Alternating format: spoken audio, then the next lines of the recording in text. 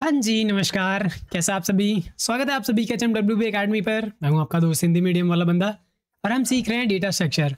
आज की वीडियो में हम बात करने वाले हैं स्टैक से रिलेटेड एक प्रॉब्लम के बारे में जो कि है नेक्स्ट ग्रेटर एलिमेंट। तो सबसे पहले ये समझने की कोशिश करेंगे कि नेक्स्ट ग्रेटर एलिमेंट का मीनिंग क्या है।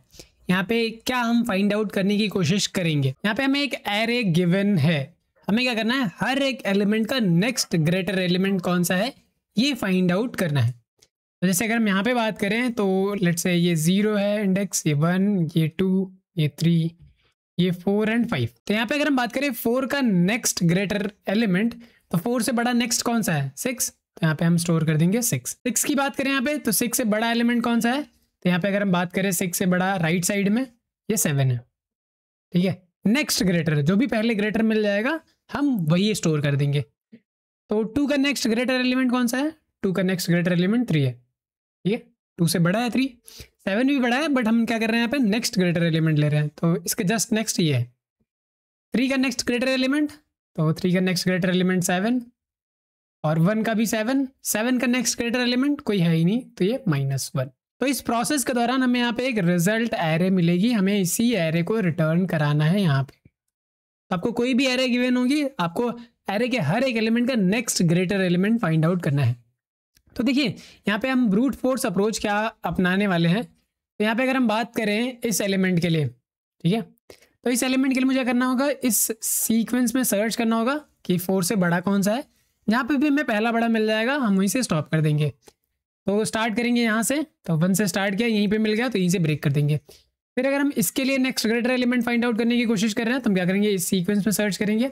इसके लिए अगर फाइंड आउट करने की कोशिश कर रहे हैं तो इस सीक्वेंस में सर्च करेंगे। इसके लिए अगर कर रहे हैं तो इस सीक्वेंस में, और इसी तरीके से इसके लिए कर रहे हैं तो इस सीक्वेंस में। 7 के लिए कोई भी सीक्वेंस एग्जिस्ट नहीं करेगा। तो वर्स्ट केस में पॉसिबिलिटी क्या आएगी, जैसे अगर मुझे 4 पे करना है, इसकी साइज हमें जो गिवन है वो 6 है। ठीक है, 6 एलिमेंट है तो 6 साइज। तो इसके लिए मुझे कितने सीक्वेंस में सर्च करना होगा? मुझे सर्च करना होगा 5 एलिमेंट पे। इसके लिए मुझे 4 एलिमेंट में सर्च करना होगा। इसके लिए मुझे 3 और इसके लिए मुझे 2। 1 के लिए मुझे सिर्फ और सिर्फ 1 पे सर्च करना है, इसके लिए मैं 0। यहाँ से अगर देखा जाए तो हमें टोटल नंबर ऑफ ऑपरेशंस कितने हैं, ये हमारा हो जाएगा n-1। यही तो है, अगर n6 है तो ये n-1 है, ये n-2 है, और इसी तरीके से सब हमारा कहाँ तक जा रहा है, आप बोल सकते हो +1 तक। ये हमारा 1 से लेके n-1 तक का सम है। तो ये आएगा n into n-1/2। It will take order of n² time. अगर हमें फाइंड आउट करना है तो हमें ऑर्डर ऑफ n² टाइम लगेगा। स्पेस की बात करें तो स्पेस बिग ऑफ n लगने वाला है, क्योंकि यही रिजल्ट एरे तो हमें रिटर्न भी करानी है। अगर यही रिजल्ट एरे रिटर्न करानी है तो ऑब्वियस सी बात है स्पेस तो यूज़ होगा ही होगा, चाहे जो भी प्रोसेस आप फॉलो करो। तो इस तरीके से अगर हम यहाँ बात करेंगे, बिग ऑफ n² है, इसको और भी ऑप्टिमाइज किया जा सकता है। अब यहाँ से आप ध्यान से समझने की कोशिश करिएगा कि अगर मैं किसी पर्टिकुलर मोमेंट पे यहाँ पे हूँ, लेट्स से मैं 2 पे हूँ, तो अगर मुझे next greater element find out करना है 2 का, तो वो कहाँ पे होगा? राइट हैंड साइड में होगा या फिर लेफ्ट हैंड साइड में होगा? ऑब्वियस सी बात है राइट हैंड साइड में ही होगा, क्योंकि नेक्स्ट ग्रेटर फाइंड आउट करना है। तो एक चीज़ तो यहाँ से कंफर्म है कि हम जो ट्रैवर्सल करते हैं वो ट्रैवर्सल करते हैं फ्रॉम स्टार्टिंग। ठीक है, इधर से हम ट्रैवर्स करते हैं कभी भी एरे में ट्रैवर्स करना हो तो। बट अब क्योंकि हमें पता है कि अगर हमें टाइम को ऑप्टिमाइज करना है तो यहाँ से ट्रैवर्स नहीं कर सकते, क्योंकि हर एक एलिमेंट का जो नेक्स्ट ग्रेटर है वो राइट से मिलेगा। तो अगर मुझे बात करूँ 4 की, 4 का नेक्स्ट ग्रेटर एलिमेंट भी राइट में ही एग्जिस्ट करेगा, तो क्यों ना हम इसको राइट से ट्रैवर्स करें। अगर हमें टाइम ऑप्टिमाइज करना है तो क्यों ना हम राइट से ट्रैवर्स करें। अगर हम राइट से ट्रैवर्स करते हैं तो यहाँ पे क्या देखने को मिलेगा, तो यहाँ पे ये देखने को मिलेगा, अगर मैं यहाँ पे 2 का next greater element find out करना है तो इतना मुझे पता है कि इन सब पे मैं ट्रैवर्स कर चुका हूँ। यहाँ पे कोई ना कोई डेटा स्ट्रक्चर ऐसा इस्तेमाल करूँगा मैं, ताकि मुझे पता चले कि इसका नेक्स्ट ग्रेटर एलिमेंट कौन सा है। तो इतना तो मुझे पता है कि ट्रैवर्सल हमें राइट साइड से करना है। अब किस तरीके से करना है, कौन सा डेटा स्ट्रक्चर इस्तेमाल करेंगे, इस पर अभी थोड़ी देर में समझने की कोशिश करेंगे। बट अभी के लिए आप इतना समझो कि जो ट्रैवर्सल है वो राइट से स्टार्ट करेंगे, और अगर मुझे यहाँ पे जाना है तो यहाँ से हम देखेंगे पहले इसका नेक्स्ट कौन सा है राइट में। तो नेक्स्ट राइट में हमारा 5 है।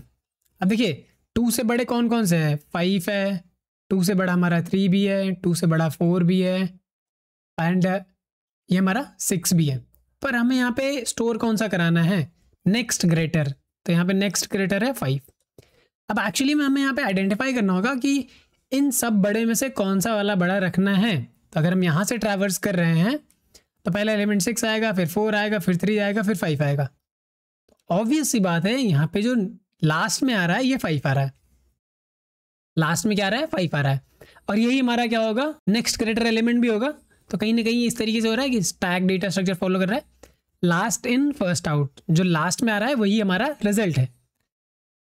तो अब यहाँ पे अगर हम बात करें अगर हम बात करेंगे 3 के लिए, तो 3 का नेक्स्ट ग्रेटर एलिमेंट कौन सा होगा, ये भी 5 होगा, क्योंकि लास्ट में यही आया है। 1 और 2 भी आए हैं बट 1 और 2 बड़े नहीं हैं, तो बड़ा कौन सा है 5।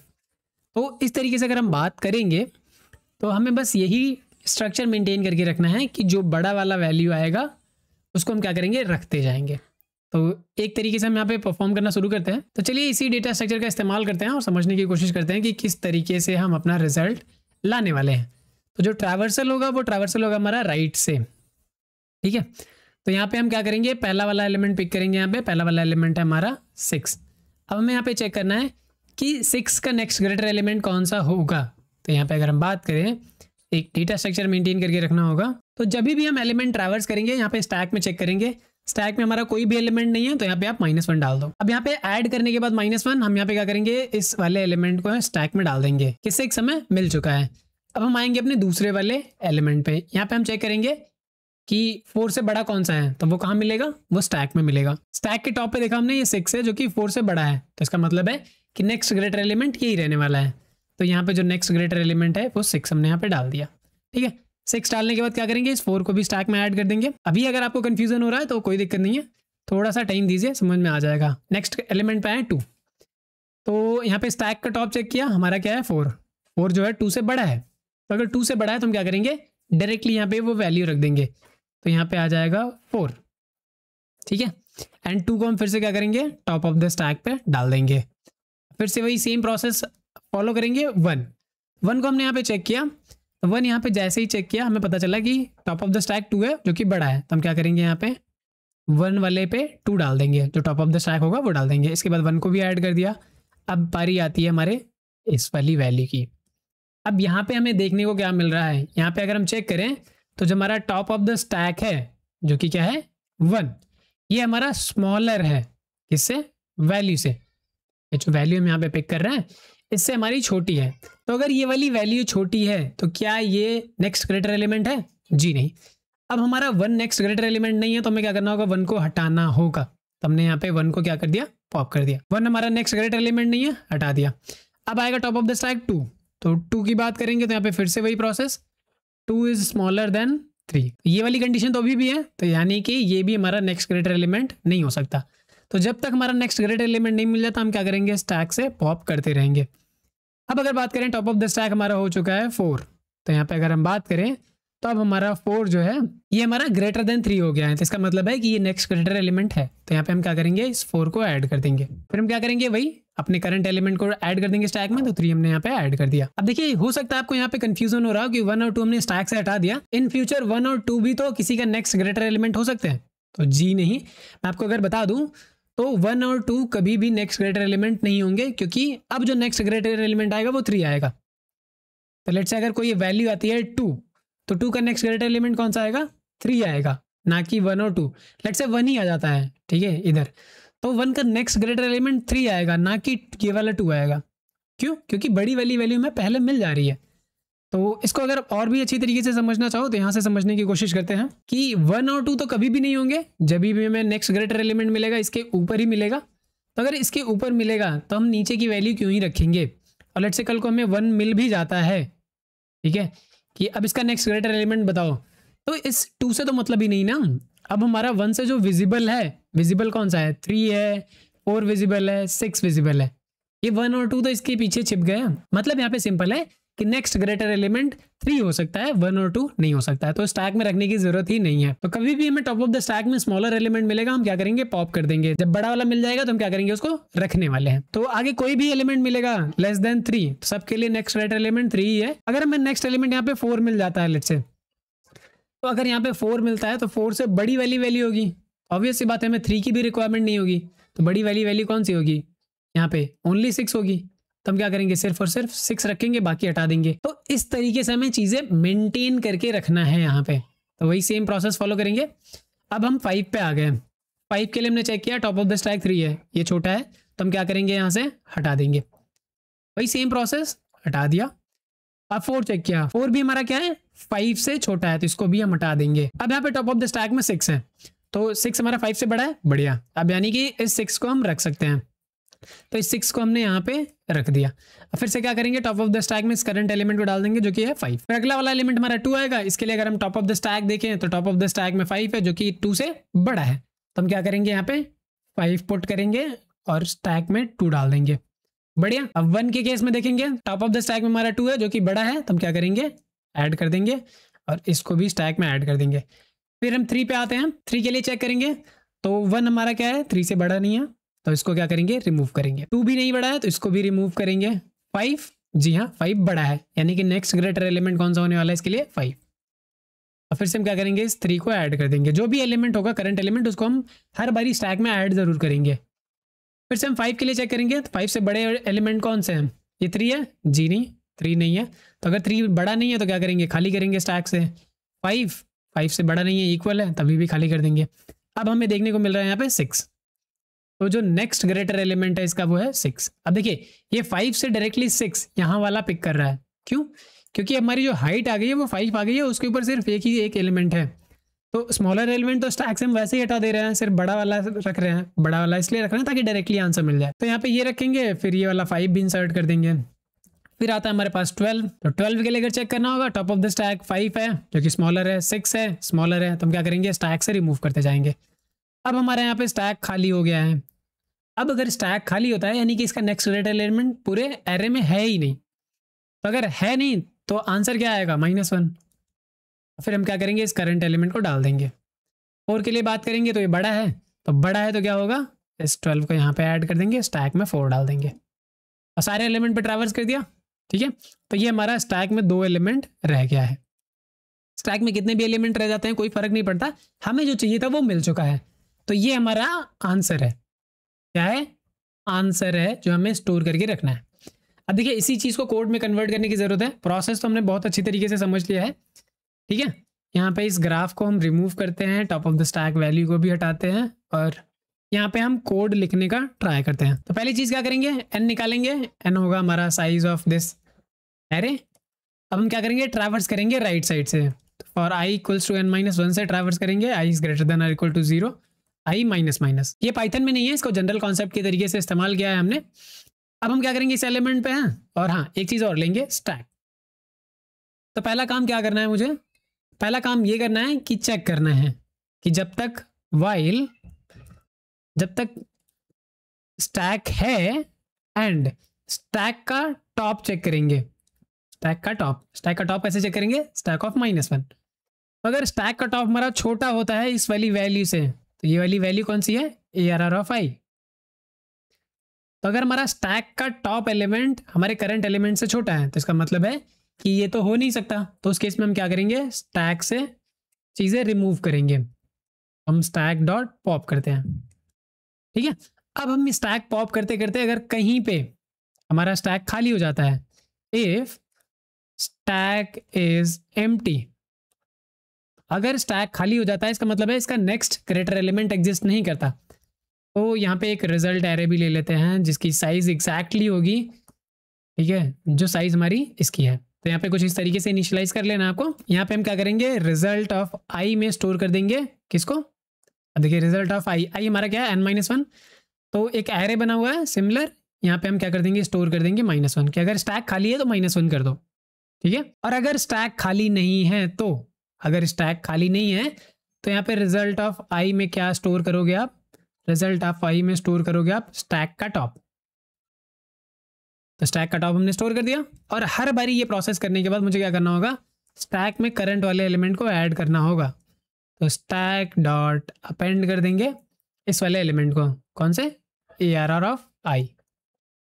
तो ये सिंपल सा अप्रोच रहने वाला है। इसमें होगा क्या, छोटा एलिमेंट मिलता है स्टैक से खाली करते जाएंगे, ये प्रोसेस तब तक चलता जाएगा जब तक स्टैक हमारा है और स्टैक का जो वैल्यू है टॉप ऑफ द स्टैक वो हमारी वैल्यू से छोटा है।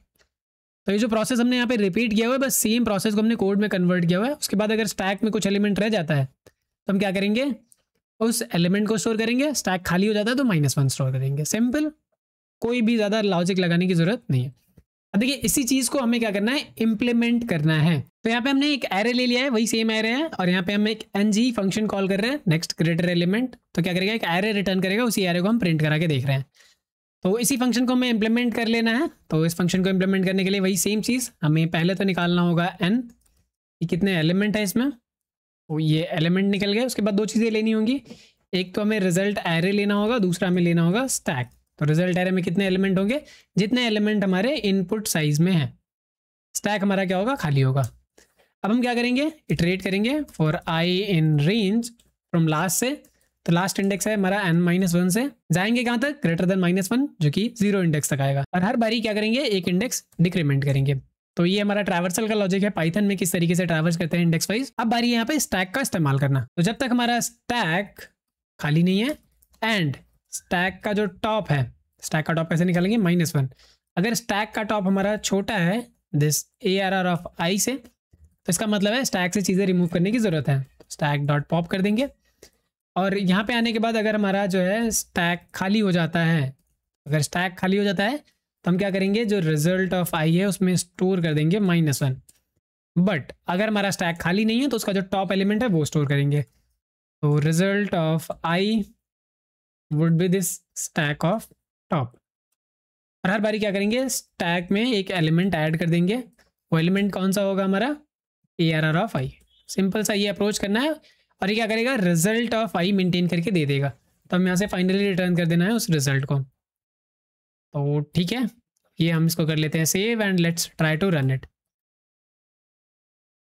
ठीक है, तो ये हमारा आउटपुट देखने को मिल रहा है 12 -1 55 25।